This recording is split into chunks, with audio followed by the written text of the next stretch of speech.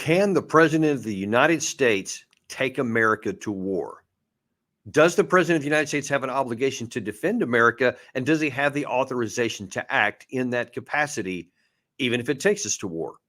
These are not academic questions. These are things that have tremendous relevance right now. Now, I'm sure, as most of you are now aware, 3 American soldiers were killed in action over the weekend at a small, tiny outcropping of a post in Jordan, just across the Syrian border.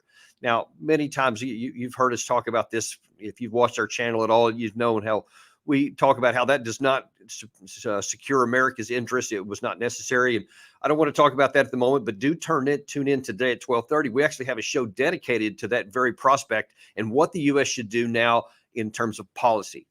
But right now, I want to talk about something that I think is more urgent and needs to be understood right now, as people are starting to already talk about what the U.S. should do in retaliation for this.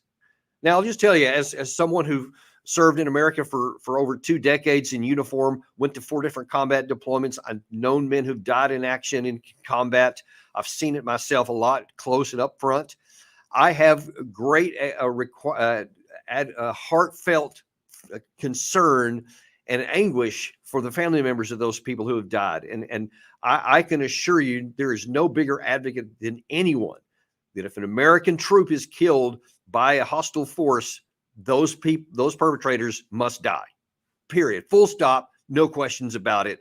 There is no debate about it. If you kill an American, you're going to die. That's an obligation for the President of the United States to take care of our people. Now, right along with that, though, concurrent and not instead of, but simultaneously, the president also has an obligation not to cause more harm. He has an obligation not to suck us into a war that we should never fight and that would never benefit our needs. So let's look actually at what the president can do and what he should do and what he can't do according to U.S. law. Now, let me bring you up to date a little bit about what's going on and what some people are saying out there, and actually a lot of people. I'm going to show you a clip from General Kellogg, who was the former national security advisor for vice president in the Trump administration. Here's what he said, and this is very common, which I've seen on nearly every channel talking about what the U.S. should do now. They have to do what I would call super escalate. They have to take it to a level that everybody's uncomfortable, including those in the Situation Room, where you go to a level you say, okay, this isn't a gamble. It's a risk, and we understand the risks involved.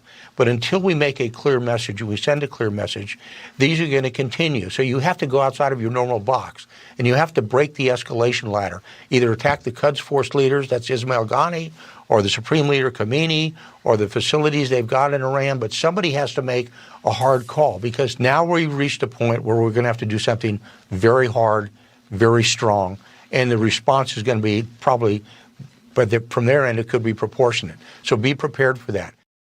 Be prepared for that. Be prepared for a response. He just said, I don't know if you were tracking the details of what he just said. He said hit the Quds Force, which is basically their military, or their supreme leader, which is their head of state. By any definition, folks, that's an act of war. And that they would respond. They would respond the way most nations did. If you attack their head of state, you probably have a war on your hands, not a retaliation, not a response, but a war. Now, President Biden said also yesterday, when asked about this, he said that he's going to respond when he's ready. Here's what he said. I want to point out that we had a tough day last night in the Middle East. We lost 3 brave souls in an attack on one of our bases. Yes. And I'd ask you for a moment of silence for all 3 of those fallen soldiers. Jeez.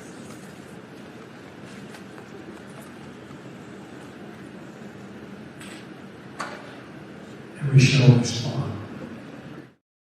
Now, here's what worries me, because that's as far as he went on that. He didn't say how we're going to respond. He didn't go into detail like General Kellogg did about suggesting what they may do. He just said we'll respond. What worries me is because I believe it was last October on a 60 Minutes program, the president was asked whether the U.S. can do 2 things at one time with helping helping Ukraine at the same time they're helping Israel in their war.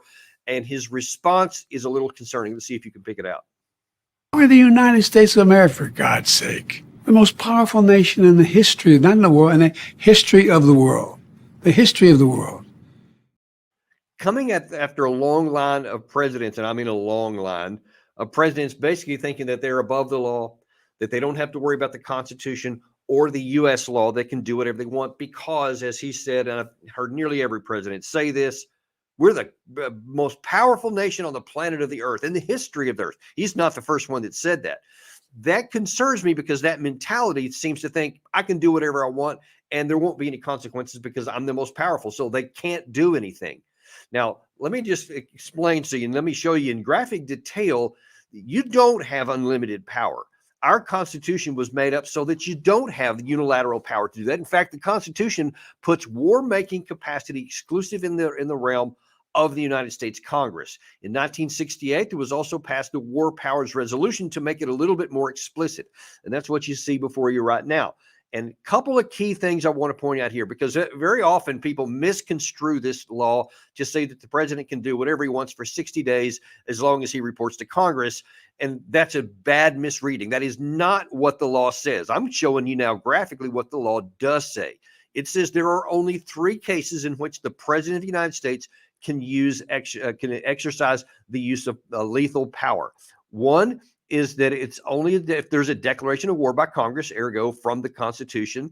2 is a specific statutory authorization, like the authorized use for military force from the Congress, again, or that there's been a national emergency created by an attack upon the United States, its territories, or its armed forces. Now, you may think, okay, yep, American forces were attacked, so now he can authorize. He is authorized to attack whoever did it, not just Iran because he thinks that maybe they were also behind it. That means, like, according to the CENTCOM, the Central Command, it was probably Kataib Hezbollah. And in fact, the Islamic resistance of Iran actually claimed power, claimed the justification for that. They said they did it. So he's authorized to go after those people who actually perpetrated it. He is not authorized to go after Iran, especially, as General Kellogg very much accurately said, that could spawn a war.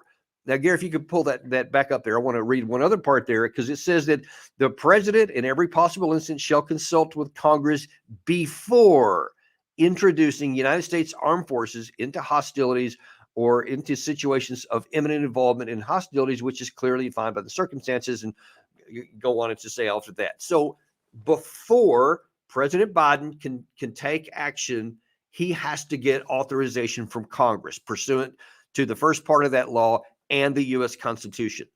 Now, because this has been abused so badly over time, people now seem to think that the president can do whatever he wants. And in fact, that's how it happened. And look, Congress is their own worst enemy here, because depending on what party the president is in power at any given time, his supporters in Congress usually say, yeah, he can do what he wants. And they give him political cover to violate the very Constitution they all swore an oath to uphold. It's a second issue. We'll touch on that at a different time. But look, as far as America is concerned, Biden cannot just go and attack Iran. He cannot do what Biden said on his own authority, because that could suck us into a war. And look, if you think that I'm misreading this, if you think that no, you're just reading it the wrong way, let me tell you who actually said this, and I think the most eloquent way possible. And in fact, I'll put this up here right now as someone who should tell President Biden exactly what the law says. Presidential notification of Congress about the need to exercise war powers cannot be satisfied in 280 characters or less. Mr. President, you have to explain your decision and your strategy to the American people. Democracy runs on accountability, and nowhere is it more important than the power to make war and bring peace. You're required to work with Congress, Mr. President. You're required to abide by the War Powers Resolution, Mr. President, and you cannot pursue war with Iran without consent and authority from Congress. Man, I could not have put it better myself, candidate Biden. Thank you, President Biden. Can you listen to yourself? Because you had it spot on in 2020. Now, in that case, he was then a candidate who was talking to President then Trump, who had just assassinated an Iranian leader, and there was a potential that we could go to war. and we can touch on this another base, but Iran retaliated after that and attacked an American base, an al-Assad air base in Iraq. 100 Americans were wounded. Thank God none were killed. And at least Trump gets a little bit of credit then that he did not continue to retaliate and escalate and went up the ladder, which could have drawn us into a war then. I was really concerned about it then and was very grateful that he didn't escalate beyond. A lot of people wanted him to. A lot of people, these same people were saying, yeah, that's what you should do. But he decided not to. He chose to take the better path and just let that go down. But the problem is that never ended for Iran. They have continued to attack our bases throughout it. It is in a sharp escalation ever since by the Iran-backed groups in the region, ever since Israel attacked into the Gaza Strip in mid-October. But it was been going on even through the years there. They just hadn't been successful.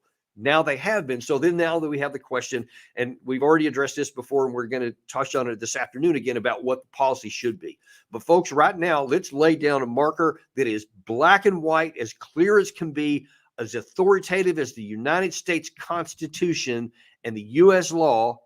President Biden himself cannot legally take us to war. He cannot take these kinds of actions against Iran that Kellogg and several other people are advocating without first full authorization from Iran, from the Congress. That means from the American people. You have to be able to say through your representatives, yes, Mr. President, we want to go to war with another country, or we think that's the right answer. Of course, I don't. I think that's a terrible thing. We need to withdraw our troops from there to get them out of pointless harm's way so we don't get dragged into a war that will see even more Americans die. That's how absurd and brilliantly awful this is to suggest that we do those things, which almost certainly will have a counter response, which will get more Americans killed. But they don't want to talk about that. But what I want to make sure is that before any action takes place, that you get to have your say. Now, if you want to join Kellogg and all this, that's your constitutional right. You can make your voice known. But if you're like me, and I think most Americans, we don't want another Middle East war. We want to prevent those. We want to lessen our strategic vulnerability. We don't want to take actions that can actually exacerbate it, and especially if it's done in a way that violates United States law. Because listen to me, black and white, no matter what anyone's opinion is, if Biden does these things in the absence of any kind of direct relation that Iran did those things, did kill those Americans, that he is violating American law if he takes us into a situation which could draw us into war without first getting concurrence from the United States Congress. That's what you need to understand. And I hope that you'll do, as some of our guests on previous shows have said, make your voice known. Write your congressman, call your congressman, go and protest out in front of his office if you feel strongly enough about it. You do whatever it is, but let's don't get sucked into a war unless we at least follow our Constitution and the American people actually say that's what they want. I don't think they will, but we'll see what happens. Join us at 11 o'clock because we're going to have Doug McGregor on today. And he's always an entertaining guest. He's always got some great insights. And I'm sure we're going to talk about this subject as well. There's some things going on in the Ukraine-Russia war. And we're going to be back on at 12:30, where I'm going to talk specifically about the policies that we should do in withdrawing from both Iraq and Syria and how that's going to help us, how that's going to make us stronger. And it's not going to make us weaker, as some people inaccurately claim. So we will see you next time on Daniel Davis Deep Dive this afternoon. And by all means, like and subscribe, and we will see you on the next episode here in just a few hours.